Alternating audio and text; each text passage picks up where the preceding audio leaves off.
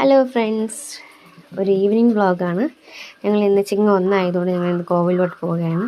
അമ്മയും ചേട്ടത്തിയും കുഞ്ഞുങ്ങളൊക്കെ ഉണ്ട്. അപ്പം നമ്മൾ ആ ക്ഷേത്രം എന്ന് പറഞ്ഞാൽ തൊട്ടടുത്തുള്ളൊരു അയ്യപ്പ ക്ഷേത്രമാണ്. അത് പോകുന്ന വഴിയാണിത്.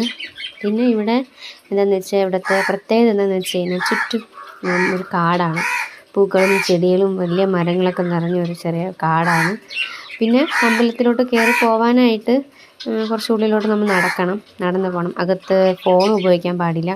അപ്പോൾ അതുകൊണ്ട് നിങ്ങൾക്ക് ഈ ചുറ്റുള്ള ഭാഗം ഞാൻ കാണിച്ചു തരാം. ഇപ്പോൾ ഒരു 6:30 മണിയൊക്കെ ആവും നമ്മൾ പോകുന്ന സമയമാണ്. ഇപ്പം ദീപാരാധന സമയമായതുകൊണ്ട് തിരക്ക് കാണും.